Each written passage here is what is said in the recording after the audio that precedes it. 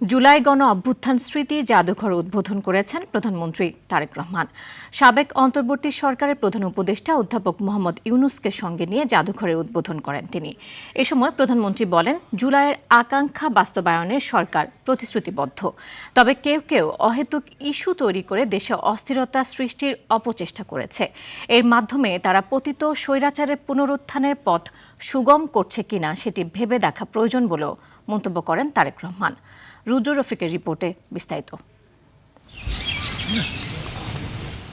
২৪-এর রক্তাক্ত গণ অভ্যুত্থানে শেখ হাসিনা সরকারের পতনের দ্বিতীয় বার্ষিকীতে উদ্বোধন করা হলো তাঁর বাসভবনে গড়ে তোলা জুলাই গণ অভ্যুত্থান স্মৃতি জাদুঘর। সাবেক অন্তর্বর্তীকালীন সরকারের প্রধান উপদেষ্টা অধ্যাপক মোহাম্মদ ইউনূসকে সঙ্গে নিয়ে জাদুঘরের উদ্বোধন করেন প্রধানমন্ত্রী তারেক রহমান। দেশনেত্রী বেগম খালেদা জিয়াকে আপনি জান্নাতের সর্বোচ্চ আলা মাকাম দান করুন। এরপর জাদুঘর ঘুরে দেখেন। পরে আলোচনায় অংশ নিয়ে বক্তারা জুলাই গণ অভ্যুত্থানের ঘটনা প্রবাহ, গণমানুষের অংশগ্রহণ এবং বিজয়ের ইতিহাস নিয়ে আলোচনা করেন।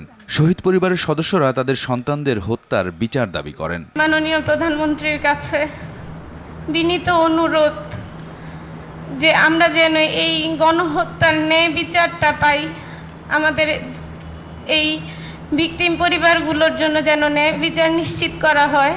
আলোচনায় অংশ নিয়ে অধ্যাপক মোহাম্মদ ইউনূস বলেন, জুলাই জাদুঘর উদ্বোধনের মধ্য দিয়ে ইতিহাসের নতুন পর্যায় সৃষ্টি হলো।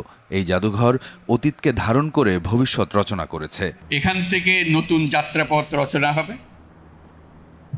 আমরা পথ হারিয়ে ফেললে এখানে এসে পথ খুঁজে নেব। এই সূত্র যেন আর ছিন্ন না হয়, আমরা এই সূত্রে গঠিত হয়, সমাজের সমস্ত চিন্তা ভাবনা এর মধ্যে আসে। এ সময় প্রধানমন্ত্রী তারেক রহমান বলেন, জুলাই জাদুঘর জনগণের সংগ্রাম, আত্মত্যাগ, বেদনা, সাহস ও গণতান্ত্রিক আকাঙ্ক্ষাকে জাতীয় স্মৃতিতে স্থায়ীভাবে ধারণ করার ঐতিহাসিক উদ্যোগ। আমি বিশ্বাস করি, অসম্পূর্ণ, অতিরঞ্জন বা উদ্দেশ্য প্রণোদিত বয়ান ইতিহাসকে শক্তিশালী করে না, বরং তা ইতিহাসের বিশ্বাসযোগ্যতাকে দুর্বল করে এবং ভবিষ্যৎ বিভেদের কারণ হয়ে দাঁড়ায়। সুতরাং প্রতিটি বিষয় যথাসম্ভব সত্যতা নিশ্চিত থাকা প্রয়োজন। বিগত আন্দোলন সংগ্রামের অংশগ্রহণকারীদের যথাযথ স্বীকৃতি দিতে সরকারের নেয়া উদ্যোগের কথা তুলে ধরেন প্রধানমন্ত্রী। বিগত 17 বছর এবং জুলাই আন্দোলনে যে মানুষগুলো শহীদ হয়েছেন, গুম খুনের শিকার হয়েছেন, সরকার সিদ্ধান্ত গ্রহণ করেছে তাদের নামে তাদের এলাকায় যে কোনো একটি প্রতিষ্ঠানের নামকরণ করা হবে ইনশাআল্লাহ। দেশের গণতান্ত্রিক জনগণ আশা করে এই জাদুঘর কোনো একটি দল, গোষ্ঠী বা ব্যক্তির একক রাজনৈতিক ভাষ্য প্রতিষ্ঠার স্থান হবে না। কারণ 2024 সালের গণ অভ্যুত্থান কোনো একক ব্যক্তি, গোষ্ঠী কিংবা দলের নয়।